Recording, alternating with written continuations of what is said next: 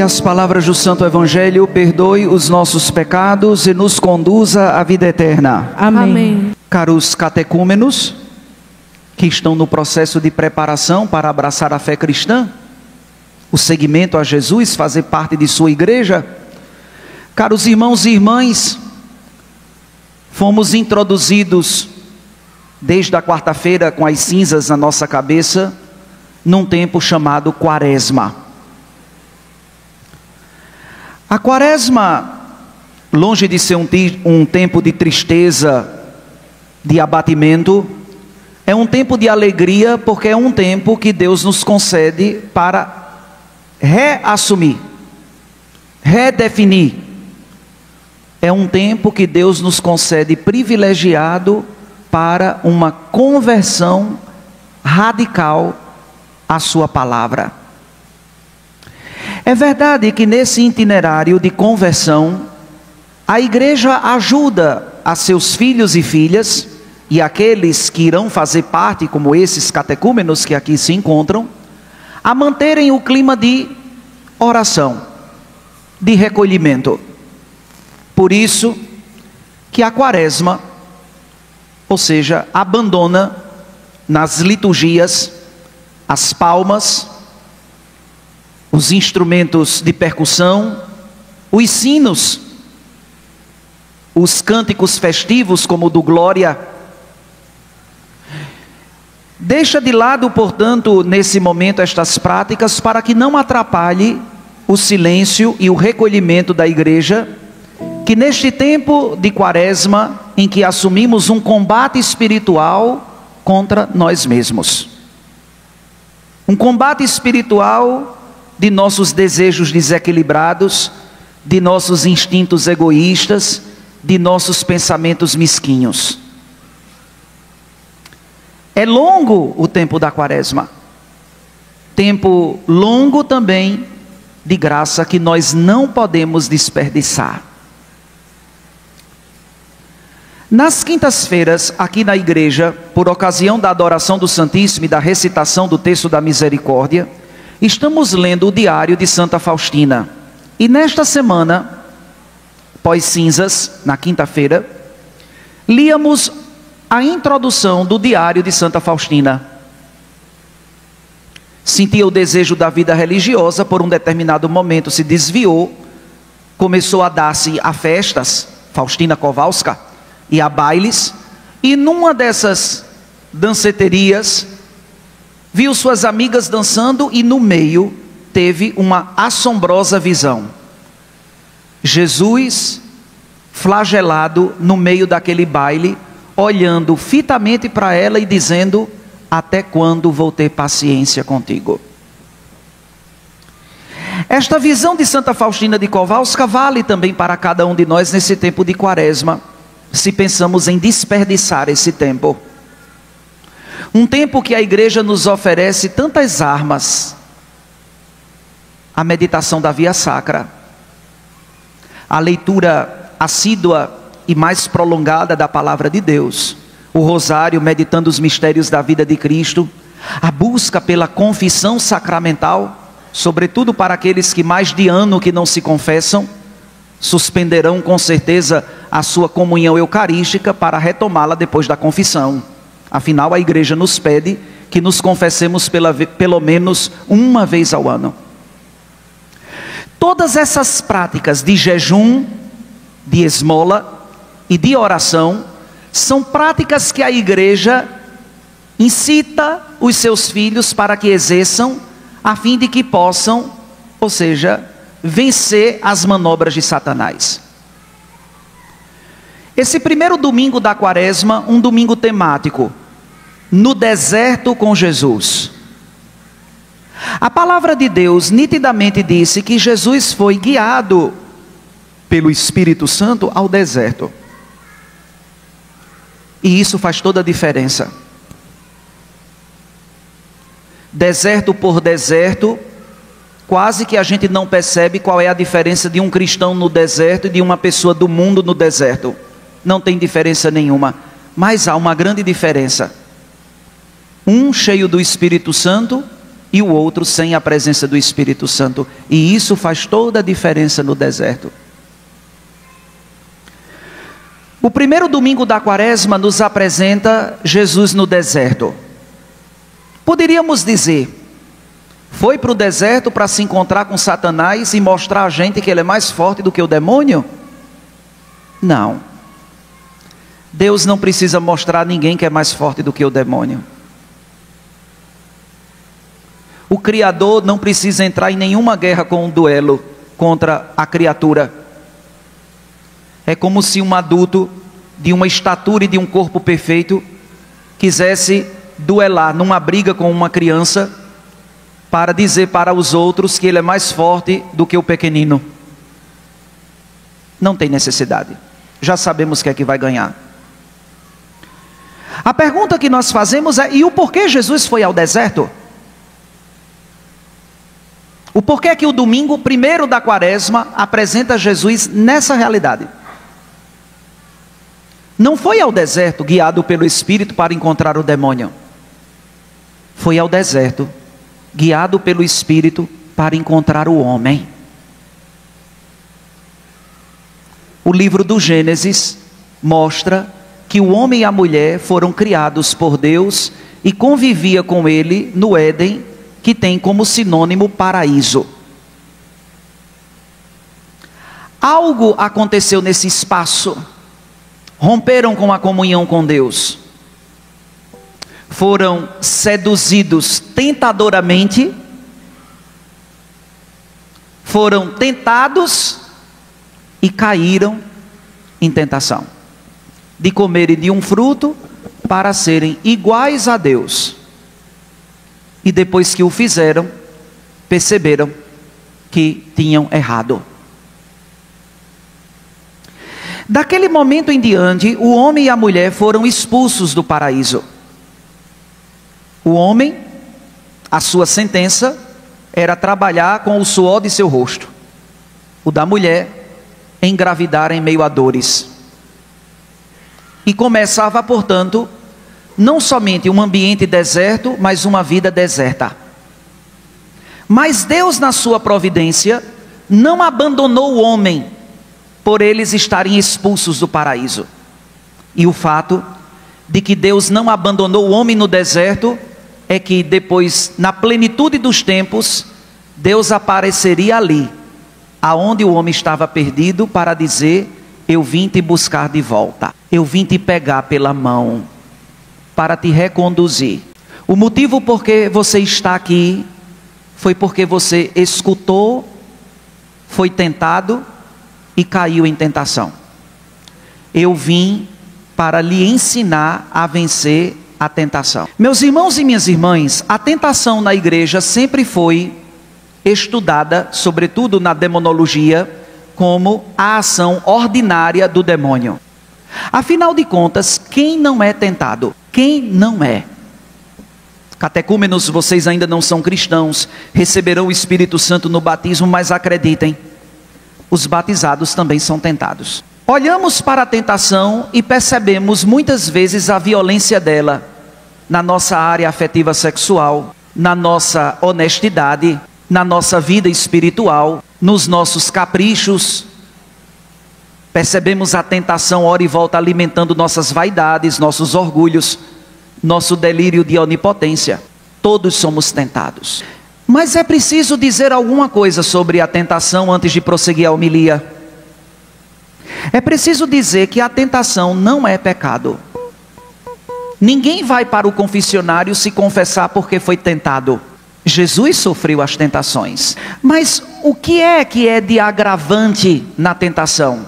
O que é que torna a tentação uma ação poderosa, ordinária do demônio sobre nós? Escutar, deleitar-se, seduzir-se pela tentação a tal ponto de cair em tentação. Caros catecúmenos, aqui está o que nos leva muitas e muitas vezes a ir para o confessionário. É porque não saímos vencedores da tentação, caímos. E porque nos confessamos? Para readquirir a graça de Deus perdida devido à queda. Não devido à tentação, mas a queda na tentação.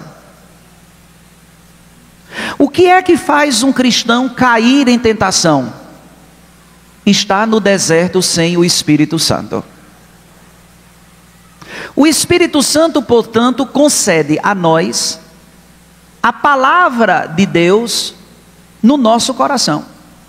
O Espírito Santo orienta como uma grande presença junto de nós para dizer: Deus está aqui. A carta de São Paulo aos Romanos, por ocasião da segunda leitura que escutamos hoje, diz: a palavra está perto de ti, em tua boca e em teu coração. A palavra está perto de ti. Por que é importante, para vencer uma tentação, pedir todos os dias o Espírito Santo?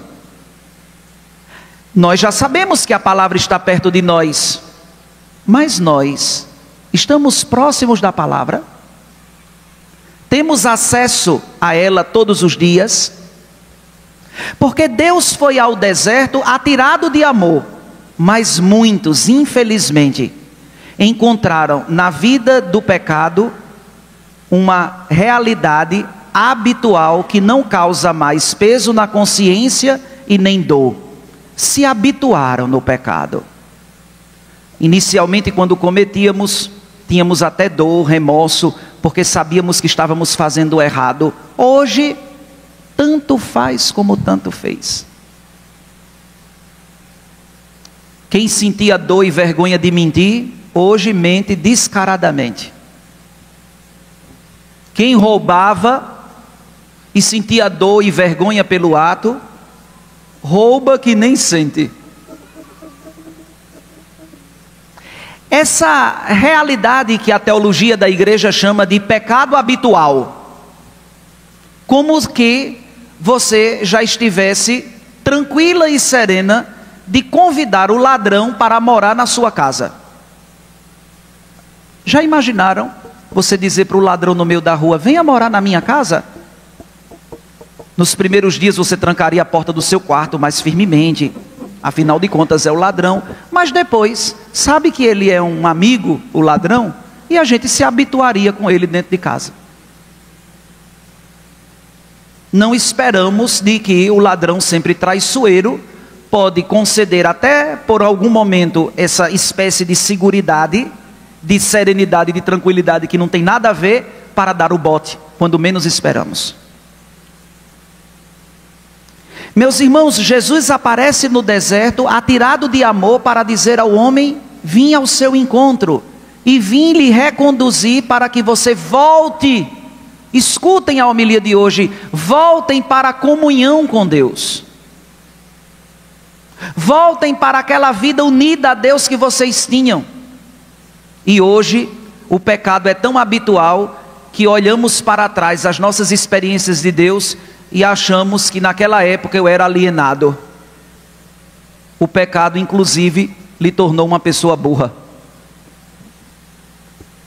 Ele não somente comeu os seus desejos, mas provocou em você ignorância. Deus atirado de amor, e o homem parece estar no deserto, não disposto a sair dessa realidade que não é sua. Deus não nos criou para o deserto. E quantos, por ainda viverem habitualmente o pecado, não querem responder a Deus e por isso correm o sério risco de morrerem no deserto, um ambiente fim do homem que não foi esse que Deus pensou para nós, de morrermos na nossa aridez, morrermos no nosso pecado. Veio ao nosso encontro atirado de amor e às vezes, olhando para o resgate que chega, não nos alegramos. Michelangelo, por ocasião, fez o repinto de uma capela famosa, Capela Sistina. Capela essa que hoje, na morte de um papa, os cardeais se reúnem nela para escolher o novo papa. Na Capela Sistina, logo no centro do afresco de Michelangelo, há o encontro de Deus e o homem. Uma famosa pintura que podemos encontrar na internet, o dedo de Deus extremamente estirado, querendo alcançar o homem, e o dedo do homem um tanto inclinado para baixo, sem muito desejo desse encontro com Deus. Essa, portanto, era a imagem do antropocentrismo que Michelangelo pintava quando o homem acha de que ele é o centro.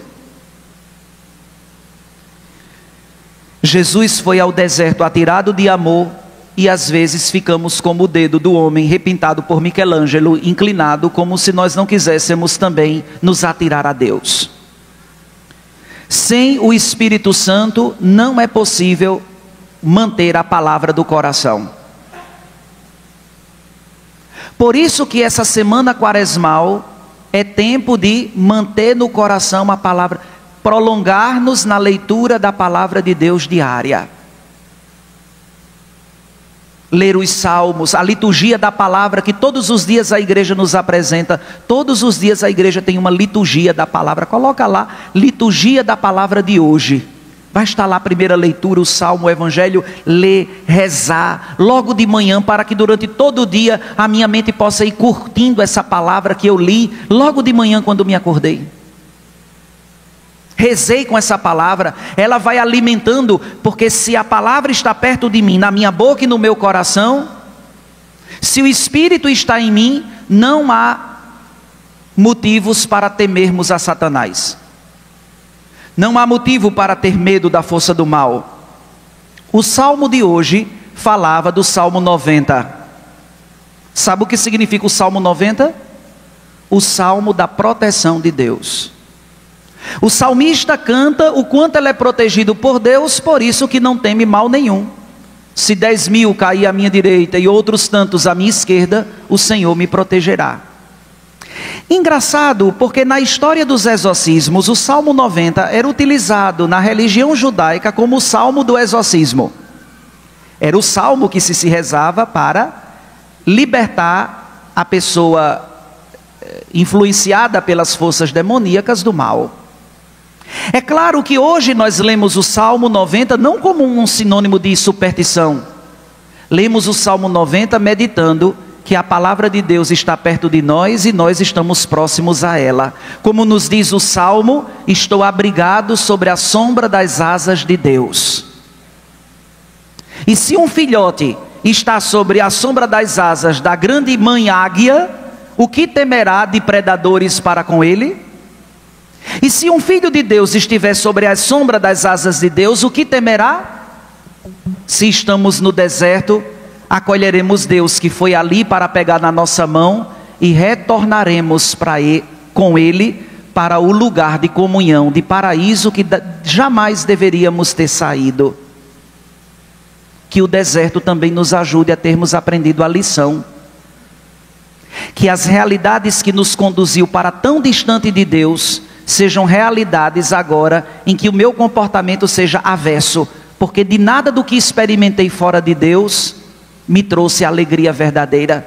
E por isso, Senhor, obrigado, porque neste domingo o Senhor aparece nesse deserto para pegar na minha mão, e eu pegarei na tua, e percorreremos esse deserto até sairmos dele, porque afinal Deus não nos criou para as realidades desertas e nem para morrer no deserto, mas para vivermos em comunhão com Ele para sempre. E se quisermos vencer toda a tentação que nos arranca da comunhão com Deus, temos um poderoso remédio e uma poderosa arma: a meditação e a leitura da palavra de Deus. Amém?